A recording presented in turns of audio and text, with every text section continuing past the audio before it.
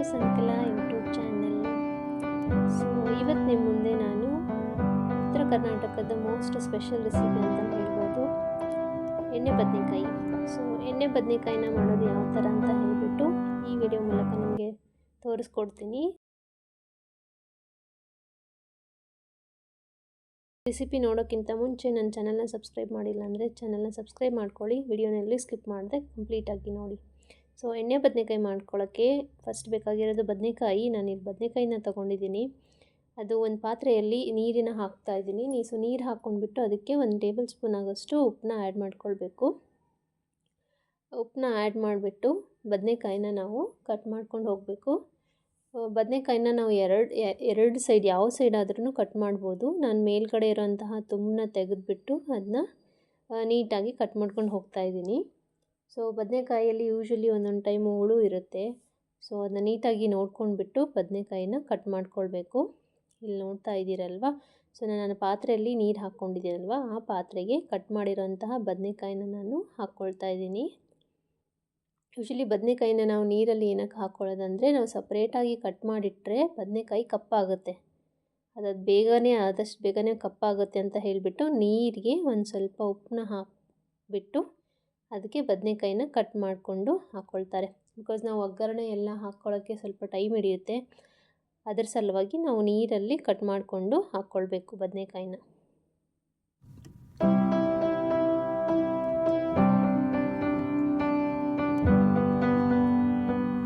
So ನೋಡಿದ್ರಲ್ವ ಯಾವ ಥರ ಬದನೆಕಾಯಿನ ನೀಟಾಗಿ ಕಟ್ ಮಾಡ್ಕೊಂಡಿದ್ದೀವಿ ಅಂತ ಹೇಳ್ಬಿಟ್ಟು. ಸೊ ಬದನೆಕಾಯಿನ ಕಟ್ ಮಾಡಿದ ನಂತರ ಎಣ್ಣೆ ಬದನೆಕಾಯಿ ಮಾಡ್ಕೊಳ್ಳೋಕ್ಕೆ ನಾವು ಈ ಕಟ್ ಮಾಡಿರೋಂತಹ ಬದನೆಕಾಯಿನೇ ಚೆನ್ನಾಗಿ ಫ್ರೈ ಮಾಡ್ಕೊಳ್ಬೇಕು. ಯೂಶ್ವಲಿ ಎಣ್ಣೆ ಬದನೆಕಾಯಿನ ಡೈರೆಕ್ಟಾಗಿ ಜಾಸ್ತಿ ಎಣ್ಣೆ ಹಾಕ್ಬಿಟ್ಟು ಅದರಲ್ಲಿ ಫ್ರೈ ಮಾಡ್ಕೊಳ್ತಾರೆ ಬದನೆಕಾಯಿನ. ಬಟ್ ನಾನು ತುಂಬ ಎಣ್ಣೆ ಹಿಡಿಯುತ್ತಂತ ಹೇಳಿಬಿಟ್ಟು ಬದನೆಕಾಯಿನ ನೀಟಾಗಿ ಫಸ್ಟು ಸ್ವಲ್ಪ ಮೀಡಿಯಮ್ ಫ್ಲೇಮಲ್ಲಿ ಇಟ್ಬಿಟ್ಟು ಅದನ್ನ ಹುರ್ಕೊಳ್ತಾ ಇದ್ದೀನಿ. ಚೆನ್ನಾಗಿ ಹುರಿದಾದ ನಂತರ ಅದಕ್ಕೇ ನಾವು ಎಣ್ಣೆನ ಆ್ಯಡ್ ಮಾಡ್ಕೊಳ್ಬೇಕು. ಸೊ ಇಲ್ಲಿ ನೋಡ್ತಾ ಇದ್ದೀರಲ್ವಾ ಯಾವ ಥರ ನಾನು ಮೀಡಿಯಮ್ ಫ್ಲೇಮಲ್ಲಿ ಇಟ್ಬಿಟ್ಟು ಬದನೆಕಾಯಿನ ಫ್ರೈ ಮಾಡ್ಕೊಳ್ತಾ ಇದ್ದೀನಿ ಅಂತ ಹೇಳಿಬಿಟ್ಟು. ಸೊ ಬದನೆಕಾಯಿ ಒಂದು ಸ್ವಲ್ಪ ಫ್ರೈ ಆದ ನಂತರ ಅದೊಂದು ಸ್ವಲ್ಪ ಮುಟ್ಟು ನೋಡಿದಾಗ ನಿಮಗೆ ಮೆತ್ತಗಾಗಿರುತ್ತೆ. ಸೊ ಆ ಥರ ಆಗೋಷ್ಟು ನಾವು ಬದನೆಕಾಯಿನ ಫ್ರೈ ಮಾಡ್ಕೊಳ್ಬೇಕು.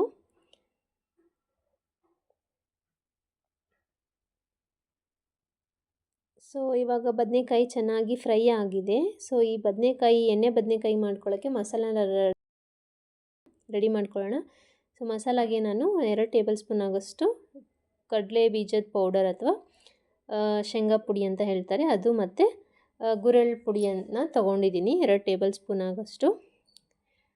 ಗುರೆಳ್ಳು ಪುಡಿ ಹಾಕಿದರೆ ಇನ್ನೂ ಟೇಸ್ಟ್ ಚೆನ್ನಾಗಿರುತ್ತೆ. ಅದು ಹಾಕಿದ ನಂತರ ಅದಕ್ಕೆ ರುಚಿಗೆ ತಕ್ಕಷ್ಟು ಉಪ್ಪನ್ನ ಹಾಕ್ಕೊಂಡಿದ್ದೀನಿ. ಆಮೇಲೆ 1 ಟೇಬಲ್ ಸ್ಪೂನ್ ಆಗೋಷ್ಟು ಅರಿಶಿನ, 2 ರಿಂದ 3 ಟೇಬಲ್ ಸ್ಪೂನ್ ಆಗೋಷ್ಟು ಖಾರದ ಪುಡಿ, ಆಮೇಲೆ 1 ಟೇಬಲ್ ಸ್ಪೂನ್ ಆಗೋಷ್ಟು ಗರಂ ಮಸಾಲನ ಆ್ಯಡ್ ಮಾಡ್ಕೊಂಡಿದ್ದೀನಿ. ಸೊ ಇದೆಲ್ಲ ಪುಡಿ ಹಾಕಿದ ನಂತರ ನಾನು ಒಂದು 15 to 20 ಮಿನಿಟ್ಸು ಹುಣಸೆ ಹಣ್ಣನ್ನ ನೆನೆ ಇಟ್ಟಿದ್ದೆ. ಸೊ ಈ ಮಸಾಲೆನ ಹುಣಸೆ ಹಣ್ಣಿನ ಜೊತೆ ಕಲಿಸ್ಕೊಂಡ್ರೆ ತುಂಬಾ ಚೆನ್ನಾಗಿರುತ್ತೆ ಟೇಸ್ಟು. ಇದಕ್ಕೇ ನಾನು ಚಿಕ್ಕದಾಗಿ ಕಟ್ ಮಾಡಿರೋಂತಹ ಕೊತ್ತಂಬರಿ ಸೊಪ್ಪನ್ನು ಸಹ ಮಸಾಲಕ್ಕೇ ಆ್ಯಡ್ ಮಾಡ್ಕೊಂಡಿದ್ದೀನಿ. ಸೊ ಇದೆಲ್ಲ ಹಾಕಿಬಿಟ್ಟು ನೀಟಾಗಿ ಪೌಡರ್ನ ಕಲಿಸ್ಕೊಳ್ಬೇಕು ನಾವು. ಸೊ ಈ ಮಸಾಲೆನೇ ಕಲಿಸ್ಕೊಂಡಾದ ನಂತರ ಅದಕ್ಕೆ ಒಂದು ಚಿಟಿಕೆ ಆಗೋಷ್ಟು ಒಂದು ಬೆಲ್ಲನ ಆ್ಯಡ್ ಮಾಡಬೇಕು. ರುಚಿ ಚೆನ್ನಾಗಿರುತ್ತೆ ಮಸಾಲದು. ಸೊ ಇದೆಲ್ಲ ನೀಟಾಗಿ ಕಲಿಸ್ಕೊಂಡ ನಂತರ ಹುಣಸೆ ಹಣ್ಣಿಂದು ರಸ ಇರುತ್ತಲ್ವ, ಸೊ ಅದನ್ನು ಹಾಕ್ಕೊಂಡ್ಬಿಟ್ಟು ನಾವು ಮಸಾಲೆನ ಕಲಿಸ್ಕೊಳ್ಬೇಕು. ಯೂಶ್ವಲಿ ನಾರ್ಮಲ್ ನೀರಲ್ಲಿ ಕಲಿಸ್ಕೊಂಡ್ರೂ ನಡೆಯುತ್ತೆ, ಬಟ್ ಹುಣಸೆ ಹಣ್ಣಿನ ರಸದಲ್ಲಿ ಕಲಿಸ್ಕೊಂಡ್ರೆ ಎಣ್ಣೆ ಬದನೆಕಾಯಿದು ಟೇಸ್ಟ್ ತುಂಬಾ ಚೆನ್ನಾಗಿರುತ್ತೆ. ಸೊ ಇವಾಗ ಮಸಾಲೆ ಕಲಿಸ್ಕೊಂಡಿದ್ದು ರೆಡಿಯಾಗಿದೆ. ಈ ಮಸಾಲೆನ ನಾವು ಫ್ರೈ ಮಾಡಿ ಇಟ್ಕೊಂಡಿರೋಂತಹ ಬದನೆಕಾಯಿ ಒಳಗಡೆ ಸ್ಟಫ್ ಮಾಡಬೇಕು. ನೀಟಾಗಿ ತುಂಬ್ಕೊಂಡು ಹೋಗಬೇಕು ಅದರೊಳಗಡೆ. ಸೊ ಇಲ್ಲಿ ನೋಡ್ತಾ ಇದ್ದೀರಲ್ವ, ಬದನೆಕಾಯಿನ ಸೀಲ್ಬಿಟ್ಟು ನಾವು ಕಟ್ ಮಾಡ್ಕೊಂಡಿರ್ತೀವಿ, ಅದರ ಮಿಡಲ್ ಪೋರ್ಷನ್ ಒಳಗಡೆ ನಾವು ಮಸಾಲೆನ ತುಂಬ್ಕೊಂಡು ಹೋಗಬೇಕು.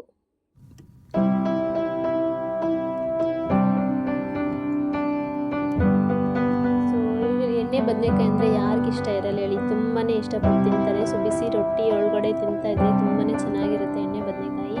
ಇದನ್ನ ನಾವು 1 ಇಲ್ಲ 2 ದಿನ ಬೇಕಾದರೂ ಇಟ್ಬಿಟ್ಟು ನಾವು ಊಟ ಮಾಡ್ಬೋದು. ಯೂಶ್ವಲಿ ಎಲ್ಲಾದರೂ ಟ್ರಿಪ್ ಎಲ್ಲ ಹೋಗ್ತಾ ಇದ್ದರೆ ಉತ್ತರ ಕರ್ನಾಟಕದ ಸೈಡು ಎಣ್ಣೆ ಬದನೆಕಾಯಿದು ರೆಸಿಪಿ ಫಸ್ಟಾಗಿರುತ್ತೆ. ಸೊ ಇವಾಗ ಬದನೆಕಾಯಿ ಚೆನ್ನಾಗಿ ಸ್ಟಫ್ ಮಾಡಾಯಿತು ಮಸಾಲದಿಂದ. ಇದನ್ನು ನಾವು ಒಗ್ಗರಣೆಗೆ ಹಾಕಬೇಕು. ಸೊ ಇಲ್ಲಿ ಸ್ಟವ್ನ ಆನ್ ಮಾಡಿಬಿಟ್ಟು ನಾನು ಕಡಾಯಿನ ಇಟ್ಟಿದ್ದೀನಿ.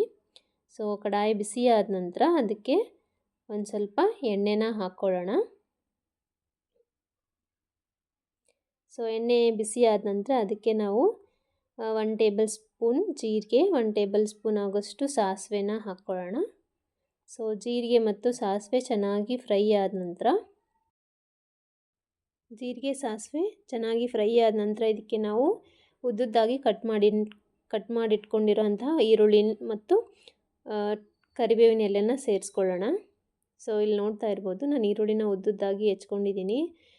ಅದನ್ನು ಕಾದಿರೋ ಎಣ್ಣೆಗೆ ಹಾಕಿಬಿಟ್ಟು ಚೆನ್ನಾಗಿ ಫ್ರೈ ಮಾಡ್ಕೊಳ್ಬೇಕು. ಸೊ ಈರುಳ್ಳಿ ಎಲ್ಲ ಚೆನ್ನಾಗಿ ಫ್ರೈ ಆದ ನಂತರ ಅದು ಫ್ರೈ ಆಗಬೇಕಾದ್ರೇ ನಾವು ಶುಂಠಿ ಬೆಳ್ಳುಳ್ಳಿ ಪೇಸ್ಟ್ನು ಸಹ ಅದಕ್ಕೇ ನಾವು ಆ್ಯಡ್ ಮಾಡ್ಕೊಳ್ಬೋದು.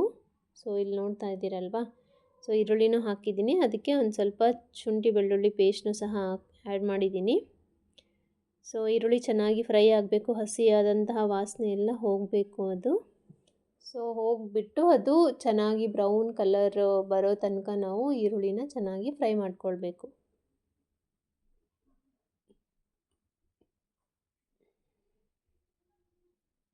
ಸೊ ನೋಡ್ತಾ ಇದ್ದೀರಲ್ವ, ಈರುಳ್ಳಿ ಇವಾಗ ಚೆನ್ನಾಗಿ ಬ್ರೌನ್ ಕಲರ್ ಬರೋ ಹಾಗೆ ಫ್ರೈ ಆಗಿದೆ. ಇದಕ್ಕೆ ನಾವು ಮಸಾಲೆನ ತುಂಬಿಟ್ಕೊಂಡಿರೋಂಥ ಬದನೆಕಾಯಿನೂ ಆ್ಯಡ್ ಮಾಡ್ಕೊಳ್ಬೇಕು. ಸೊ ಇಲ್ಲಿ ನೋಡ್ತಾ ಇದ್ದೀರಲ್ವ, ಈರುಳ್ಳಿ ಫ್ರೈ ಆದ ನಂತರ ಅದಕ್ಕೇ ಬದನೆಕಾಯಿನ ಆ್ಯಡ್ ಮಾಡ್ಕೊಳ್ಬೇಕು. ಸೊ ಲೋ ಫ್ಲೇಮ್ ಇಟ್ಬಿಟ್ಟು ಈ ಸ್ಟಫ್ ಮಾಡಿರೋಂತಹ ಬದನೆಕಾಯಿನ ನಾವು ಒಂದು 2 ರಿಂದ 3 ನಿಮಿಷದವರೆಗೂ ಚೆನ್ನಾಗಿ ಬೇಯಿಸ್ಕೊಳ್ಬೇಕು. ಸೊ ಯೂಶ್ವಲಿ ಎಣ್ಣೆ ಬದನೆಕಾಯಿಗೆ ಮುಂಚೆನೇ ನಾವು ಬದನೆಕಾಯಿನ ಫ್ರೈ ಮಾಡಿಕೊಂಡ್ರೆ ಒಗ್ಗರಣೆ ಹಾಕಿದಾಗ ತುಂಬ ಜಾಸ್ತಿ ಟೈಮೇನು ಹಿಡಿಯಲ್ಲ. ಹಸಿದಾಗಿ ಅದೇ ಥರನೇ ಮಸಾಲೆ ತುಂಬಿಟ್ಟು ಹಾಕಿದರೆ ಒಂದು ಸ್ವಲ್ಪ ಜಾಸ್ತಿ ಟೈಮ್ ಹಿಡಿಯುತ್ತೆ ಬೇಯೋಕ್ಕೆ ಬದನೆಕಾಯಿ. ಸೊ ಇವಾಗ ನಾನು ನೀರು ಹಾಕ್ದೇ ಚೆನ್ನಾಗಿ ಫ್ರೈ ಮಾಡ್ಕೊಂಡಿದ್ದೀನಿ 2 ರಿಂದ 3 ನಿಮಿಷ. ಅದಕ್ಕೆ ನಾನು ಮಸಾಲೆ ಕಲಸಿಟ್ಟಿದ್ನಲ್ವ, ಅದಕ್ಕೇ ಒಂದು ಸ್ವಲ್ಪ ನೀರು ಹಾಕಿಬಿಟ್ಟು ಅದು ಮಸಾಲೆ ನೀರನ್ನು ಹಾಕ್ಕೊಂಡ್ಬಿಟ್ಟೆ. ಸೊ ನಿಮಗೆ ಗ್ರೇವಿ ಕನ್ಸಿಸ್ಟೆನ್ಸಿ ಯಾವ ಥರ ಬೇಕು, ಎಣ್ಣೆ ಬದನೆಕಾಯಿದು ಅನ್ನದ ಜೊತೆನೂ ತಿನ್ನಬೇಕು ಅಂತ ಅಂದ್ಕೊಂಡಿದ್ರೆ ಗ್ರೇವಿ ಜಾಸ್ತಿಯಾಗಿ ಮಾಡ್ಬೋದು. ಚಟ್ನಿ ರಸರಸವಾಗಿ ಅಂತ ಹೇಳ್ಬಿಡ್ತೀವಲ್ವ, ಆ ಥರ ಗ್ರೇವಿನ ಸ್ವಲ್ಪ ಜಾಸ್ತಿ ನೀರು ಹಾಕಿಬಿಟ್ಟು ಮಾಡ್ಕೊಳ್ಬೋದು. ಸೊ ಇಲ್ಲಿ ನೋಡ್ತಾ ಇರ್ಬೋದು, ನಾನು ಅನ್ನಕ್ಕೂ ಆಗಲಿ ಅಂತ ಹೇಳಿಬಿಟ್ಟು ಸ್ವಲ್ಪ ಜಾಸ್ತಿನೇ ಗ್ರೇವಿ ಆಗಲಿ ಅಂತ ಹೇಳಿಬಿಟ್ಟು ಸ್ವಲ್ಪ ಜಾಸ್ತಿ ನೀರು ಹಾಕಿಬಿಟ್ಟು ಬದನೆಕಾಯಿನ ಕುದಿಸ್ಕೊಳ್ತಾ ಇದ್ದೀನಿ. ಸೊ ಬದನೆಕಾಯಿ ಅಂತ ಅಂದುಬಿಟ್ರೆ ಅದರಲ್ಲಿ ಒಂದು ಸ್ವಲ್ಪ ಚಟ್ನಿ ಗ್ರೇವಿ ಇದ್ರೇ ತುಂಬ ರುಚಿಯಾಗಿರುತ್ತೆ, ಇಲ್ಲಾಂದರೆ ಡ್ರೈ ಬದನೆಕಾಯಿ ಅನಿಸುತ್ತೆ. ಸೊ ಅದ್ರ ಸಲುವಾಗಿ ನಾನು ಸ್ವಲ್ಪ ನೀರು ಜಾಸ್ತಿನೇ ಹಾಕಿಬಿಟ್ಟು ಬದನೆಕಾಯಿನ ಬೇಯಿಸ್ಕೊಳ್ತಾ ಇದ್ದೀನಿ. ಇಲ್ಲಿ ನೋಡ್ತಾ ಇರ್ಬೋದು ಮಸಾಲೆ ಎಲ್ಲ ಯಾವ ಥರ ಚೆನ್ನಾಗಿ ಬೇಯ್ತಾ ಇದೆ ಅಂತ ಹೇಳಿಬಿಟ್ಟು.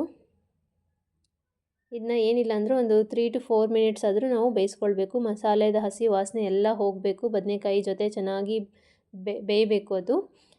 ಅದ್ರ ಮೇಲೆ ಗಾರ್ನಿಷಿಂಗ್ ಅಂತ ಹೇಳಿಬಿಟ್ಟು ನಾನು ಕೊತ್ತಂಬರಿ ಸೊಪ್ಪನ್ನ ಹಾಕಿದ್ದೀನಿ.